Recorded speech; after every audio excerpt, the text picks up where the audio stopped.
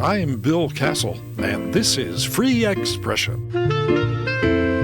This program is all about conveying the Christian message from a Catholic point of view and defending the liberty which makes it possible to do that. We talk with creative, interesting people about infusing technical education with faith and preserving our cultural heritage.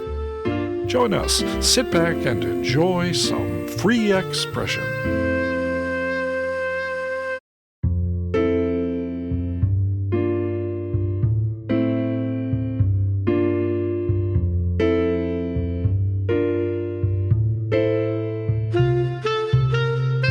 There's no shortage of crises these days. We see a tottering economy, growing danger of war, collapse of our borders, not to mention loss of faith in the electoral system. Perhaps most disturbing, though, so many young people seem to lack any understanding or appreciation for the marvelous gifts of our Judeo-Christian cultural heritage. Hey, forget about ancient Athens or Jerusalem. Kids today are barely aware that any art existed before TikTok or hip-hop. That's a real threat to the survival of our culture. Mark Evans is a writer and music scholar who has made it his personal mission to preserve and promote our unique artistic traditions through a movement he calls cultural conservation. He's been with us before to discuss the books he's written in service to that cause, and he's here once more. Mark, good to talk to you again. It's a pleasure to talk to you, Bill, as always. Well, you have a couple of books that you're promoting now. What are these offerings with which you're hoping to spark our cultural awareness? Well, yes, there are two of my books in particular. I've written a number of books on a variety of subjects, many of them musical because I am a composer and pianist professionally.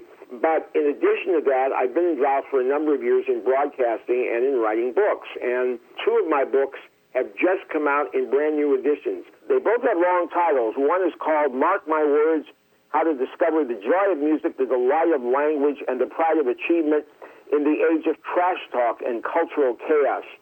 And the other one is Our Musical Heritage. And that one is subtitled From Yankee Doodle to Carnegie Hall, Broadway, and the Hollywood Soundstage. The Mark My Words book is essentially a kind of a manifesto. I had become troubled by the fact that students were coming out of school completely unfamiliar with any music other than what they might have discovered on social media. Many had not read a book that hadn't been assigned to them, and many others didn't know even the basic facts of American history. And this cultural crisis has been exacerbated by the decline of language and our vanishing history. So I wrote the Mark My Words book essentially to explain how this had happened, where we are now, and, of course, what we could do about it. And there are several principles of cultural conservation that I identify, and one of them, of course, is the classic principle of being able to light candles and not cursing the darkness.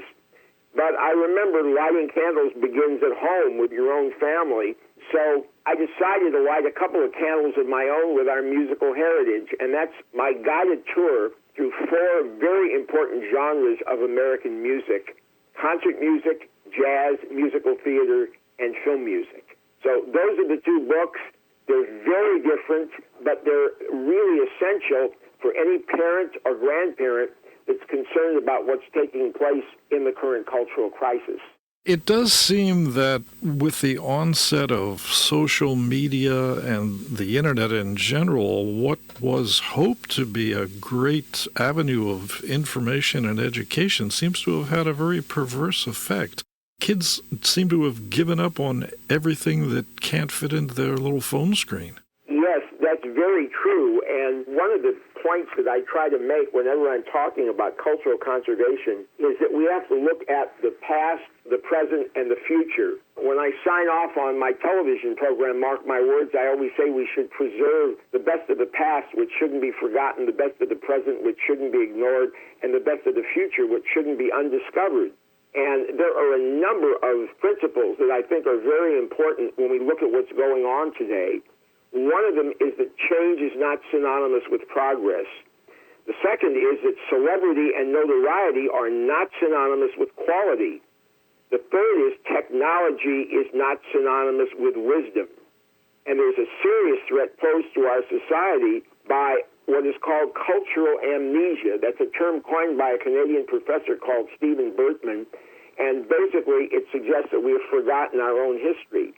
With all this going on, the media will impose celebrity on those who are famous, not accomplished, and won't tell you about the best of our culture. And I believe we must devote the same care and attention to preserving our cultural resources that we do to our natural resources. There's always been a lot of hope that the schools can somehow take up the slack, and a lot of money has been thrown at the educational establishment in that hope. But it doesn't seem like they're having very much effect. And in fact, they may be having a negative effect. Why do you think this is happening? Well, when we look at the problems we have today, we tend to look for a solution in three places. We look to academia, we look to the government, and we look to the entertainment industry. Unfortunately, professors, politicians, and producers are typically part of the problem, not part of the solution. When I first wrote the Mark My Words book a couple of years ago, I talked about some of the frivolous and outlandish courses that were being offered in schools and particularly in colleges and universities. I think one of my favorites was a course at Northwestern University in which students were given the assignment to analyze episodes of the TV series Baywatch. It's still going on.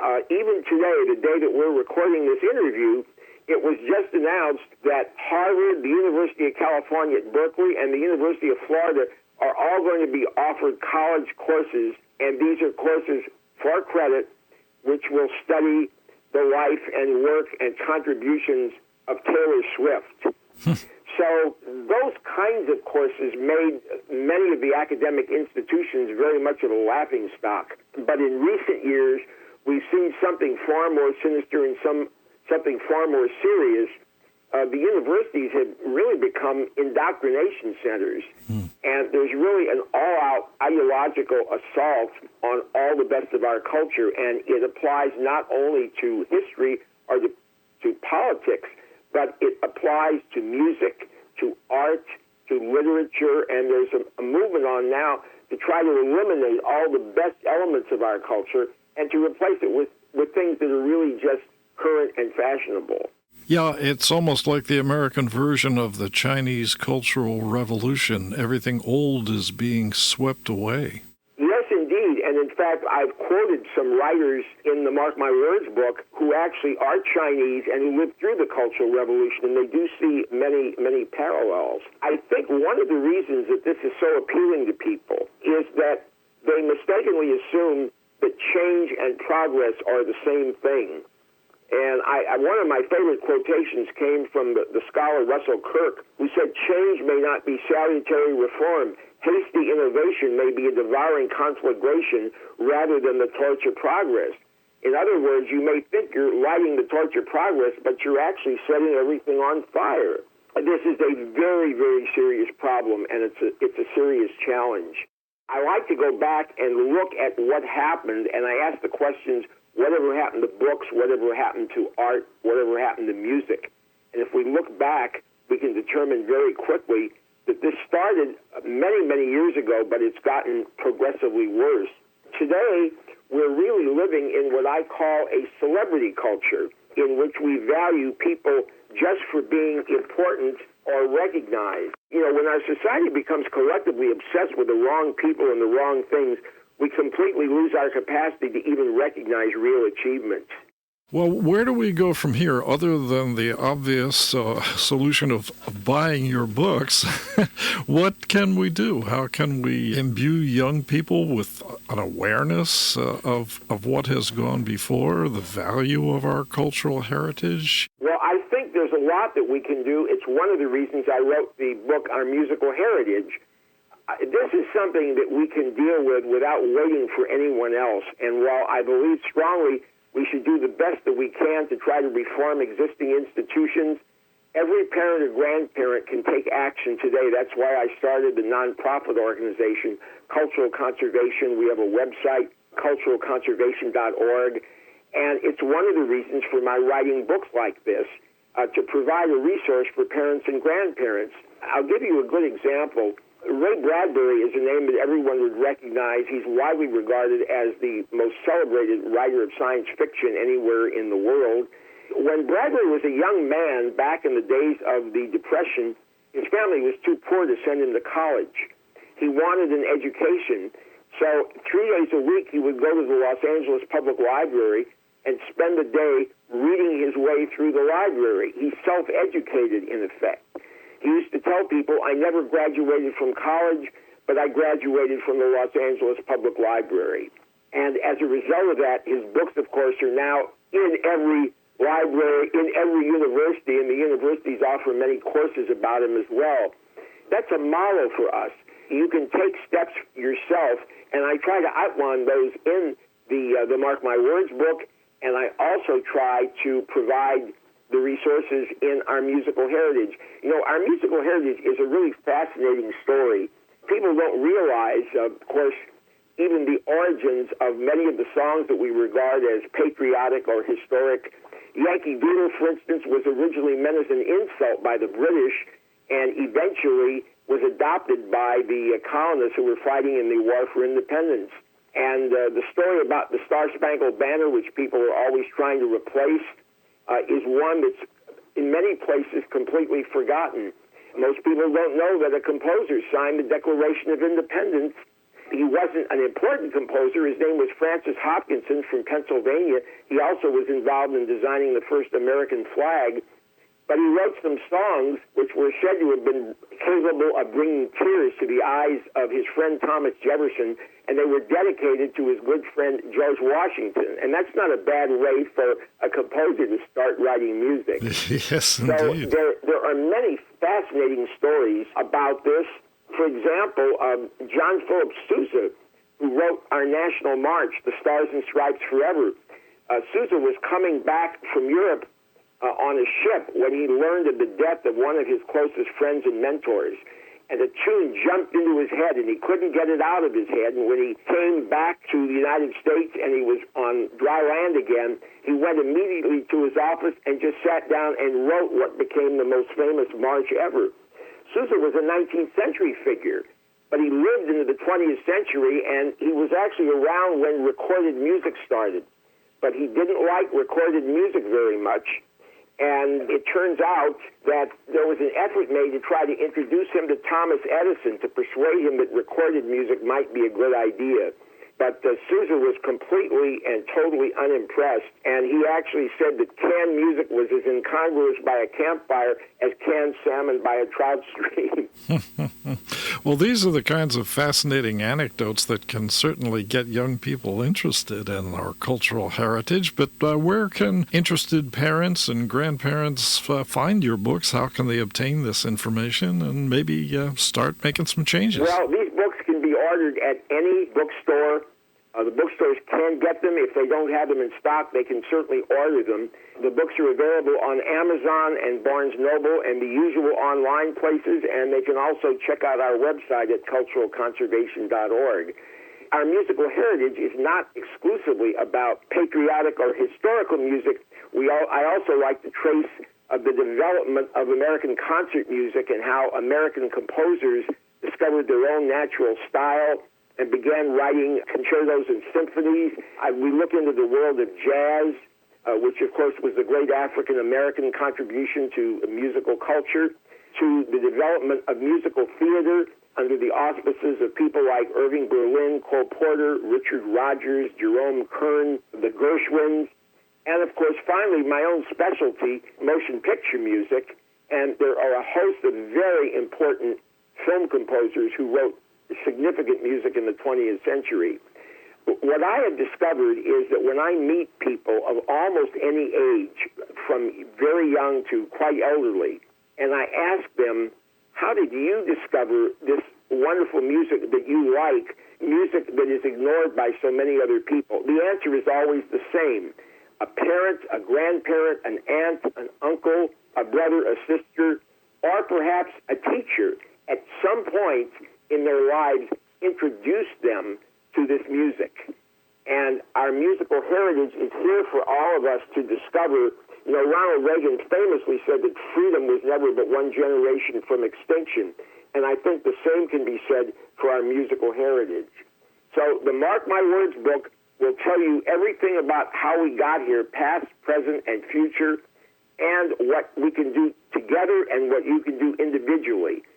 The musical heritage book called Our Musical Heritage is a book that will provide you with a guided tour of 4 very important genres of American music, and every child and every grandchild should have an opportunity to be exposed to that music. And if we do this collectively, together, and individually, we can actually turn this cultural crisis around.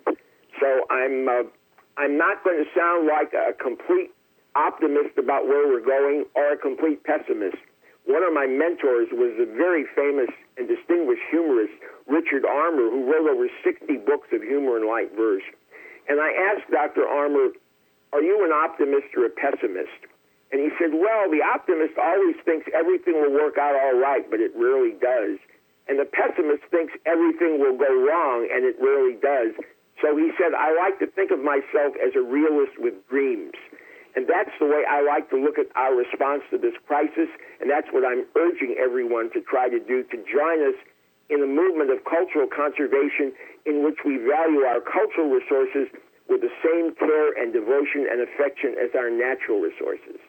Mark Evans, an optimist, a pessimist, a guy who has dreams and is working to restore some of our cultural heritage. Thanks for being with us. It's always great to talk to you. Bill, it's always a pleasure to visit with you anytime.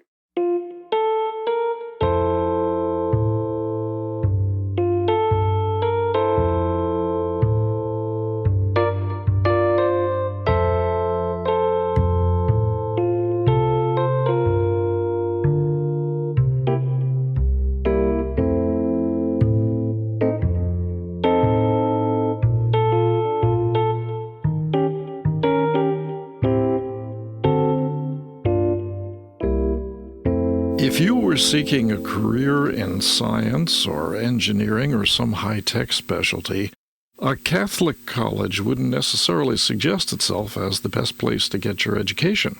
Yet the work being done in these fields influences our lives in ways that can have vast moral and spiritual implications. Can we really compartmentalize the sciences apart from our religious lives? There's a group of Catholics who say no, and they're launching a new educational facility that seeks to bridge gaps that have often been seen as unbridgeable. That facility is called the Catholic Institute of Technology. One of the key figures in this effort is Bill Haughey, and he's here to tell us about this unique project. Bill, thanks for being with us. Great. Thank you so much, Bill. This new school is being put together now. When will you be opening? Fall of 2024, we look to have our first class of students on campus in Castel Gandolfo. That's interesting. It's being located in Italy. Yeah, and that's very intentional. We decided specifically on Castel Gandolfo to its proximity to the Vatican Observatory, which is historically the only scientific funding funded directly by the Vatican. They do have brilliant researchers there, brilliant astronomers, and it's a tradition they have that we just want to continue to build on. Not to mention, it's lakeside down the hill from the Pontifical Palace, which is a gorgeous place. Yeah, I've seen the photographs on your website, and they're pretty impressive. There's a long history of Catholic scientific leadership, but often people assume that science and faith are in conflict. How are you going to address that perception? It's quite unfortunate because our church really has this rich history of being at the forefront of scientific innovation for centuries. It was the church that developed the scientific method. It is a diocesan priest that coined the term the Big Bang. You know, the first PhD in computer science in the United States was a Catholic nun. I think the institutional academia, only in recent history, has kind of pushed the faithful out. We knew this was necessary, but when we started, getting the word out and looking for faculty members, we were incredibly blessed with tenured professors leaving places like MIT, Stanford, Harvard, because they want to reconcile. Their faith is that important to them that they want to be able to tell everyone, look, The church has never been against science, and our faith is not in contradiction with scientific truth. So, yeah, we're blessed. But I think we have a long road to go, but it's a new institution, but we're rebuilding something old. What particular technical or scientific fields will you be covering? So this first year, we're growing after this pretty exponentially. Each year we'll be adding more degrees. But the first year in the fall, we'll have 5 courses. So that's civil engineering, mechanical engineering, electrical and computer science, biomedical engineering, and then biology. And the biology and the biomedical engineering are designed in such a way to meet pre-med requirements for U.S. medical school admission. I notice, looking particularly at your list of faculty members, that there's a strong emphasis on ethics. There have been many conflicts and questions raised about the ethics of research that's going on in the sciences, especially the biosciences. I imagine that'll be a major focus. Yeah, so we've been able to really structure some great partnerships with the pontifical universities in Rome, specifically the Regina Apostolorum has a great bioethics department. It's the only Catholic bioethics department in Italy. We're able to pull from that great resource. But something we discovered very early on is these bioethicists have been working in Rome, brilliant theologians, priests, religious. They travel around the world and talking about the ethical concerns of, say, like cyborgs, right? Or human consciousness, transcending that, rebuilding our consciousness after death. These are serious concerns, conversations the faithful should be part of. They go to these conferences around the world, and they bring up these concerns, and people say, well, what do you know? You're not a biologist. So one of the first things we're working on is getting our faculty members, our STEM faculty, in the same room with theologians that know how to ask about the ethical concerns, but then our faculty can help support those concerns with the science behind it. So it really is an attempt to be an asset to the University Church. Now, having been involved in higher education myself, I know that there's a fairly long process for gaining full accreditation. Students who begin with you this early in the game, what guarantees can you give them that credits will be transferred, that any degree earned will be recognized? What's the process there? We're going through NECHE accreditation, which is the New England-based regional accreditation. And this is just the typical process. So, we are candidate for accreditation as soon as students arrive on campus. And then we would receive our accreditation as soon as we graduate our first class. So with everything, with a startup, our first class of students is like our founders, right? They're on the ground floor.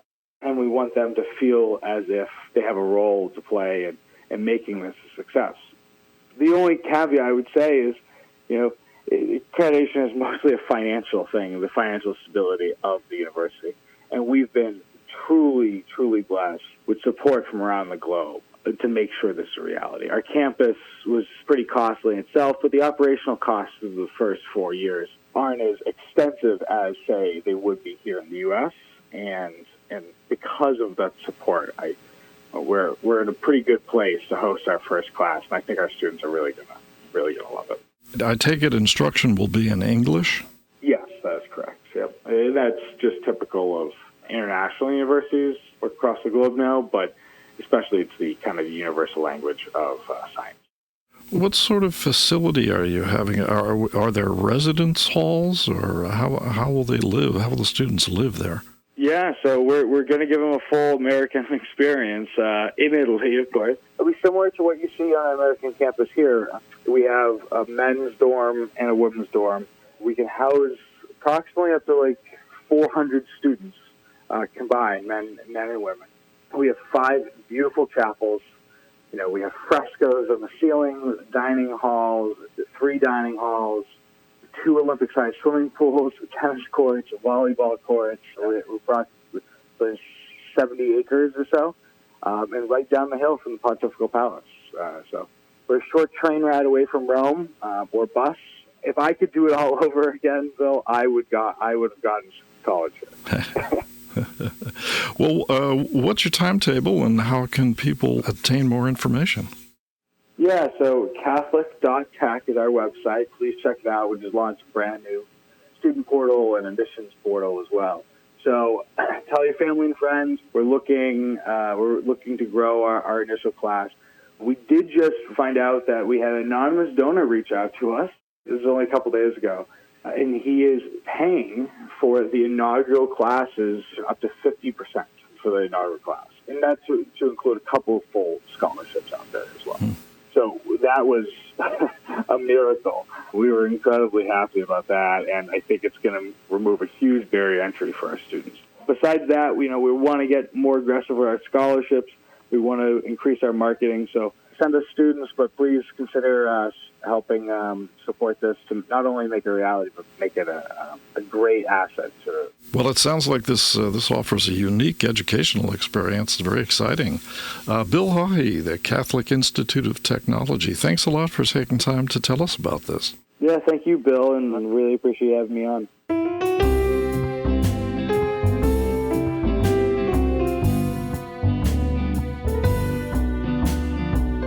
If you've been listening to these shows online but would like to hear them on the radio, tell your local Catholic station.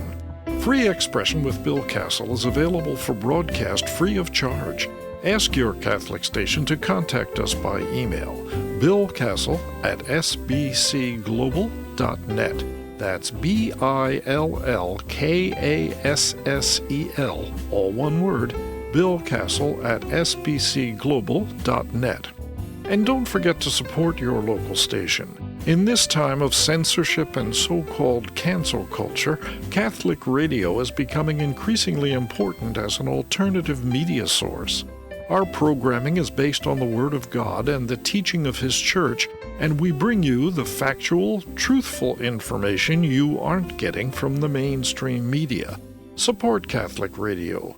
Your generosity keeps Catholic outlets on the air, and donations to broadcast ministries can be tax deductible. Urge your friends and relatives to tune in as well. Be with us next time when we explore other aspects of religious communication and look deeper into the great Christian heritage of free expression. Free Expression with Bill Castle is a production of Good Shepherd Catholic Radio and Company Publications, where good books, good music, and good radio are always good company. Dan Curis provided technical assistance. Theme and incidental music are by Dan Adam. The program was produced and directed by Bill Castle. This is Good Shepherd Catholic Radio.